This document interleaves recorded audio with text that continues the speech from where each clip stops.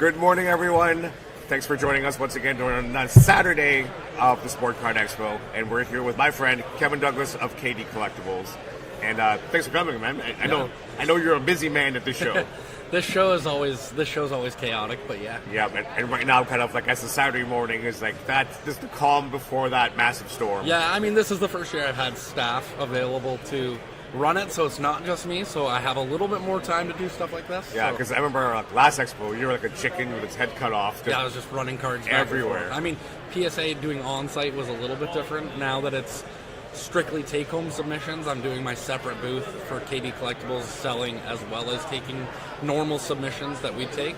So, a little different than running the cards to PSA to get them slabbed for the show. So that is true. Yeah. Yeah. Well, speaking of submissions, today something's kind of like your specialty, because that's kind of like what kind of built kind of your reputation up as a submitter primarily for Pokemon. But let's talk about the whole thing with right now with TCGs in terms of grading. So of course we saw the whole spike of when the COVID spike with all the sports cards, but then we saw all the TCGs kind of like starting to spike too. Like there was the Logan Paul effect. Yeah. All of that when I guess when things were going like tenfold at its peak, when especially all the high-end vintage cards. But then came along that was that huge spike in growth of TCG cards being graded as well too. So walk us through that kind of like how it became what it is, and now to the point where TCG has taken over in terms of the cards that are being graded even far more than sports cards now. Yeah. So you walk us through kind of like what's been going on last few years with TCG and grading. Yeah, I mean, so obviously anytime you see a crazy value spike, you're going to see an influx of people coming into the hobby, whether that's to make money or whether that's to flip things or do it grows the hobby overall, but it also creates a lot of opportunity for people to make money. And I think that's a major stepping stone that happened, was that you had the crypto gains and everything that was leading into that. You had Logan Paul, you had everybody being at home getting money from the government in the US, and they just kind of went into nostalgic things. They went into cards, they went into comics, they went into sports cards. All that kind of stuff saw crazy growth. And then you also had people who were looking for quick things that they could make money on, take a couple $1,000s, and at one point you could take a couple $1,000s in Pokemon and triple it in a couple weeks very easily. So you had a lot of people come in that way, and then people just kind of fell in love. A lot of those people would leave, come out of the industry, but a lot of people still stayed in the industry, and then those people continued to grade and collect, and it's just kind of snowballed into a massive industry that we never thought we would have seen. And I believe it's well over 50% of all cards graded by PSA are non-sport cards at this point. Mm-hmm. So now that's kind of like the whole post-COVID, and now kind of the market's kind of softened and everything, but the amount of TCG cards have still like sustained in terms of high volume. Like, why do you think, like, even at this point where maybe certain cards, like the market value of many things are now kind of normalized and dropped down a bit since the spike, but it's still going strong to the grading? Why do you think that's still happening? Well, I think now you have a situation where the economy is a lot different, and those same people are still trying to look at ways that they can kind of maybe make a little bit extra on the side. So they're still trying to take a $20 card, spend some money on grading, and sell it for $75 or $80. And anytime you can take an asset and add value to it and sell it for more than what you're putting into it, that to me is a no-brainer. And that's still an opportunity in a lot of TCGs. Even though the pricing has come down, there's still a lot of ways that you can make that short-term gain that people are using, as well as people just want to protect their stuff. So those people coming in now also want to just protect their cards, to hold on to them, or to invest in protecting them for a long-term investment as well. So I see. That's awesome. But now we see, like, you know, we're outside of Pokemon now. Like, you see things like One Piece, like, and everything, where you're seeing a lot more, not just because I think at the beginning it was primarily Pokemon that kind of created the whole trend in terms of TCG. But now it's like you see it kind of like all games right now. So what do you see right now that's been greatly increased in the different TCG games, or people even submitting to yourself? Like, what other stuff are you seeing outside of Pokemon that now it's like kind of in the forefront, getting slabbed? Yeah, I mean, I'm definitely the largest PSA Pokemon submitter. 3,000 cards a month. Not all Pokemon, but majority TCG. I'd say probably 70% now is TCG at this point. But seeing that, there's been an influx of these new TCG games. At one point, it was a lot of MetaZoo. That fizzled off. A lot of things happened with the company. It's not around anymore. You see One Piece. You see the new Dragon Ball that just kind of is picking up momentum. Lorcana's a massive one. But these are just also other opportunities and other value propositions that people are seeing and now using that to essentially do what they were doing with Pokemon 2 years ago in a different capacity. So these games are now also growing. And it also has a lot to do with inability to get product. Similar to what happened during COVID, and Pokemon couldn't keep up with the print runs and couldn't keep up with the product that people wanted. You see that happening now with games like One Piece and Dragon Ball and Lorcana, where people are just kind of gravitating to everything now. You have Disney, you have one of the I think it's the longest running anime that exists. Like, everybody has their little niche now, and it's hard for a card game to get momentum, but you're seeing a lot more of them kind of stand the test of time. Right. So and it's cool to see. And then it was Union Arena's coming out in October, like in English, finally. I know a lot of people are looking toward that because then it has all the other animes that people love finally in English. Yeah. So I see something like big in that. So where do you see kind of like the trajectory of grading in TCG, say, in the next few years? Like, do you think it's going to sustain or even get bigger? I mean, anytime, it's hard to say. It's very big now. It's very reliant on what the economy is looking like, so you could definitely see it come back down a little bit. But trajectory-wise, even if it comes back a little bit, long-term it's still going to grow because there's more and more people that are looking for side hustles and things like that. So you're always going to see a bunch of people coming back into an industry where they're comfortable with and where it's easy to kind of learn and scale, and opportunities are plenty. You can look for trophy cards, you can look for tournament championship cards. There's so many options for people to delve into that you're going to see a growth of that regardless. Yeah. So and as more shows come out and more shows or more cards dedicated to things that are my childhood, like I'm 30, so anything that childhood, we're getting at an age where we have disposable income to look at things like, oh, like I loved Yu-Gi-Oh, I love this, like do they have this, do they have that, and then it's easy to snowball into a larger industry. So I think it's going to continue to grow. You might see some short-term bumps in the next couple of years with the way the economy is looking, and especially with the U.S. economy. But I think overall, in the short term, you're going to still see growth for sure. Yeah. I think as long as, like, for example, going back to Pokemon, it's like as long as you have a hot enough product, I always feel like it's always good. Like, we always go back to the whole joke, like, as long as that particular set has a rare Charizard, a rare Pikachu, or some evolution, people will buy it, you know, that kind of thing. Well, you got to look at Pokemon as a Pokemon, because it's been around so long, is very cyclical, and it's always been the exact same. Like, you can see it. There's a low point of every single series, even Sword and Shield, where you see they went crazy. But at the low point, the early sets, nobody was liking them, similar to Scarlet and Violet right now. The difference was that they had to adjust their print runs through the end of Sword and Shield, which you don't see until 9 months later. So if you see all these people trying to get product, Pokemon can't change their print runs until 9 months from where you're seeing it. So all that time, they're scaling their print runs to get higher, and then you see a massive influx of product like you have for the first 4 or 5 sets of Pokemon, and now they're adjusting back down because the interest is lower on opening product. So now you're going to start seeing the sets of Scarlet and Violet do the exact same thing that Sword and Shield has done, where they're going to come out with better stuff and more desirable stuff, and it's just going to do the exact same thing that it does every single block. And it's a 5-year cycle that happens with TCG or with Pokemon every single time. And you see that mirrored into the grading side of things. Absolutely, absolutely. So right now, Scarlet and Violet, because the print quality is so low, because they've scaled it so much, they have multiple printing facilities. It's harder to do QA management.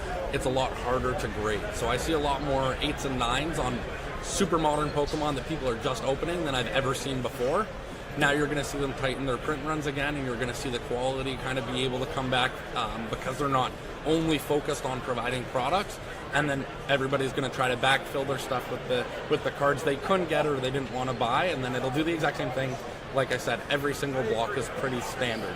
You bring up a very good point, especially with regards to the quality control. I think it's almost like it almost caused people to now want to collect more Japanese Pokemon because the quality control is always so much better. It's people joke around, it's almost always a guaranteed 10 because they take more measures in making sure of the quality control of their cards are good. Well, and their print run was just significantly less. Like, Japanese print run was so low in comparison to the English print run because it wasn't such a big industry to import all this stuff over to Canada and the US and have people breaking both English and Japanese as opposed to just focusing on English. And now, since that's also become an industry where Japanese is highly collectible in Canada and the US and really worldwide, you've seen that print run also scale, and their quality has also come down in comparison. Oh, really? Okay. But not to the same extent. Obviously, like, QA for that is always going to be a higher level, but it's definitely come down. In a lot of the Sword and Shield areas, you don't even have to look at the cards and you know they're going to temp. As you move into the Scarlet and Violet eras, you see more off-center cards, which is not as common in Japanese cards. So, but again, it's all cyclical, and their print runs will fluctuate as well, and interest now will wane like it is in Canada for Japanese cards. It's come down quite a bit from what it was, because when you couldn't get English, you went for Japanese, and then Japanese got expensive, right. and then English became more available, and then it came back to English, and now Japanese has come down quite a bit. So it's all cyclical. Everything kind of moves in step with one another. When you can't get one, it moves to the other. And then there was a rise in Korean Pokemon for right. a long I've seen quite a few here at the show. Yeah, so you see anytime that the availability becomes difficult, the price becomes a lot higher, and then people look for different options to open the cards because they want the card, like the specific cards from those sets. And then when those become too expensive, then they look at the next set or a different language or anything like that, right or wrong. So it's interesting to see it, but it's also easy to predict when you've been around as long as I have of what's going to happen. Right. You can't write off Pokemon. It's never going to happen. It's been around so long now. They know what they're doing. They know how to control the market, and they also know how to get people back interested in sets, right? So for sure, 27 years strong, right? They've been doing it, so yeah, and it'll continue to grow. Like, Pokemon as the largest entity that exists. It's bigger than anything. It's bigger than all these things, that it's just going to continue to grow, especially since the TV show is still going after all this time. All the video games. The video games are still sought out. Like, the video games, I still have people that I know at 30, 31, 33 that buy the game as soon as it comes out and plays it, because it's just, that's what they've done since they were a kid. And even just on like Pokemon Go has been going through a resurgence all of a sudden too. Yeah. Like, I mean, Pokemon Go definitely had a definite factor. Like, when you look at the COVID spike, there's also a Pokemon Go spike that happened in 2016 where people just downloaded Pokemon Go and then they're like, oh, I'm going to go back and collect the cards. So you saw a massive influx in that. But if you don't think the technology and the changes that are happening are going to have consistent people coming in different ways of cool stuff, like, then it'll be cool to see how things change and how they integrate new technology and stuff like that, especially with the AI resurgence, into Pokemon, and it'll just bring people in that way too. Right? Cool. So, So for yourself, because like I said, you're the biggest submitter like for PSA in Canada. What are, like, you've seen? Let's just say maybe like the 5 most common or typical cards that you see in TCG that are being submitted to PSA. Like specific cards. Specific cards, and what are, like, hey, you get an order and there's like 50 of these. You know what I mean? Like, what were those 5 Van maybe Gogh top Pikachu 5? was massive. Right. The Van Gogh Pikachu was a big one. People thought, I knew that the availability was a lot higher than what was ever going to be stated. It was reprinted too, right? And Pokemon stated Pokemon states publicly that they don't want the secondary market to control cards for people. So anytime you see a card go for free that is $200, Pokemon's going to do whatever they can to remove that barrier of entry into the industry. So there was prints, there was multiple prints. There was like, oh, let's give stores 200 copies in the UK. Let's add it to the website again, like stuff like that. But you also see all those opportunities for people who want to make money to come in and sweep through and get whatever they can. Right, yeah. You had it at the museum where people were standing outside of the museum offering people money as they came out to buy their card. Yeah. But that was a massive card. To your question, like, there's no specific card that I can think of off the top of my head. When it's 3,000 cards a month, you see a ton. So you don't see like a few that's always constantly all the time. I mean, I see a lot of people are into the middle of the road, lower end stuff. So you see a lot of like Celebrations Charizards come through. You see it anytime there's a Charizard, you see it kind of surge up, and it'll consistently be one of those cards. Like if you look at 3,000 cards in a month, I'd say 500 of them are always Charizard of some capacity. Right. You see a ton of Umbreons, you see characters like that, so that's easy to look. Lorcana, you see a resurgence of the Elsa now that it's climbing back up, the Enchanted Elsa. So I see a ton of those because it's, I think, $4,000 in a 10. Wow. So you see a lot of those coming through where it's like, this card is now too expensive not to grade, and that's what I always tell people. It's like, you can have a binder of expensive cards, but at some point you need to look at that binder of cards and be like, this is too expensive to not have in some sort of protection, whether it's PSA, whether it's Beckett, whether it's a one touch, anything that isn't in a binder. And then as people kind of see that value go up, they'll move it that way. So Elsa for sure. I see a lot of a ton of One Piece recently, especially with PSA. So you end up seeing like Nami is huge. Right. Nami, all the manga rares. Specific ones would be manga rares. Like I can't give you a specific card, but I can give you the subtypes of all of it, all those championship, like the cup cards, all that kind of stuff. Yeah. Anytime there's a cool promo in anything, it comes like Lorcana, the play promos. Everybody buys them. Like everybody sends them. Everybody see.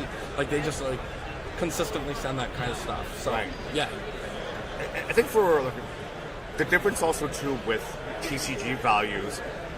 That's very uniquely different than from sports cards is because you know how sports cards are kind of like dependent on the performance of the player, right?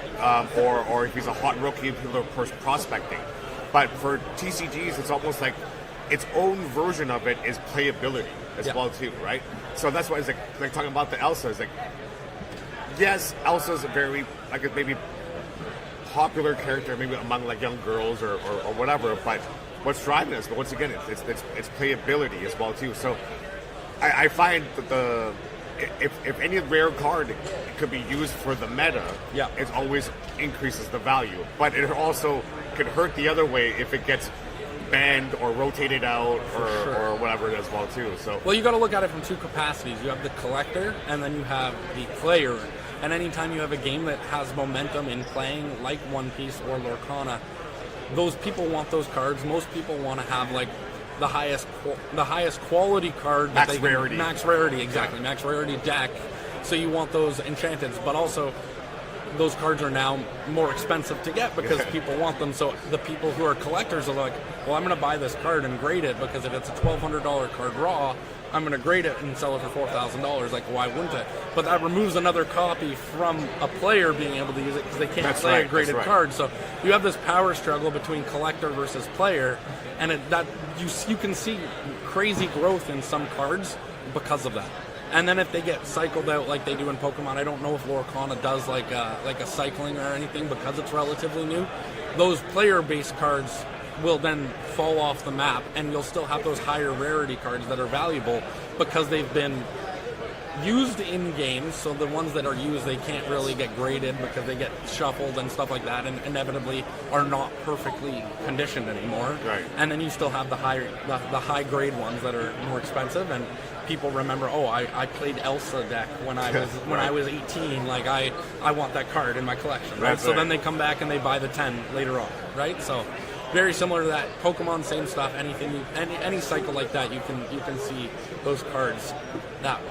Cool. And then Charizard, who's never popular to play, but everybody collects. We always joke around. Charizard, the most overrated Pokemon ever. It definitely is play-wise. Like if you look at base set Charizard, no one touched that card for any sort of play. I think even modern, it's pretty useless. Well, they did have a decks. Charizard deck. I don't know if they still do in the last 6 months, where you saw some Charizards being used in competitive play, but it's typically there's so many cards now in Pokemon. You really have to I don't play the game. I've never played any of the games. I'm strictly a collector, so I'm that person. But I'm with you there. But yeah, like all those cards that get used, they're crazy how quickly they are in a deck and then phased out 3 months later for something else that's completely different, right? So it's cool to see that. Yeah. So what would you say to the viewers? We'll end off here, like, for those people, it's like, oh, I got all this stuff, I just haven't, like, gone through it and everything. Like, what would you say to people who are just, like, haven't got into the whole grading side of stuff for TCGs? What would you say to those folks who have a lot of cards lying around? And well, first, contact me. I can help you get them. There you go. That's the easiest option. Yeah. I send a PSA every week. I do all this stuff. Like, I'll recommend what to grade, when to grade, how to grade. I got drop-off locations all across Canada to make it easy. It's relatively easy to get into. It starts as cheap as $25 with bulk discounts. So it's not. There's a small cost of entry into getting graded cards, but it's a great opportunity for you to protect those treasures. But it's hard to learn what you want to grade. If you're grading just for your personal collection, that's awesome. You might not have a value associated with that, but you love that card and you want it protected. Or you might be looking for it in a value capacity, in which case I can kind of help you and guide you that way of like, well, I grade X amount at my threshold is this much when this card is, I'll grade it at this price, right? Like if it's worth this raw, then it's going to be worth X at a PSA 10. Most times it's pretty consistent, right? So that's what I would recommend. Reach out to somebody who knows what they're doing and can guide you, because it's really easy. I would say a lot of my customers who are initially grading don't know what to look for on a card in terms of grading, and it's easy to make a mistake and get back a PSA 6, and if it's for your personal collection, it's fine, but you still want a value associated with it. Somebody is going to get your cards at some point, whether you sell them or you give them to your kids and they sell them, or you pass them to a nephew or a niece or a friend. Someone is going to end up selling those cards, and having a value associated with a grade makes that much easier. So that's what I always tell people is if you're going to grade it, you got to grade it with somebody who's reputable, PSA, BGS, CGC, one of the big guys, and then it's much easier to sell. So cool. So for our viewers here, maybe are coming to the expo, knows for the next couple of days. So where would they find you online and here at the show? Yeah, so my website is kdcollectibles.ca. I have a store in Toronto called Toronto Cards and Collectibles as well that is open 7 days a week. And if you're at the show, I'm in the CSC Marketplace in Hall 3, right at the front. You'd be able to see my banner, see my tablecloth, and I'm right there accepting submissions all weekend, providing advice. If I'm not there, I have a staff available that is very well versed in grading as well, so they can assess. Awesome. All right, thank you so much. Thank you. And remember, check them out. And if you're still making your way to the show, we can't wait to meet you all. All right, so have a good day, and we'll have our next interview at 11 o'clock. Thank you. Have a good day. Take care.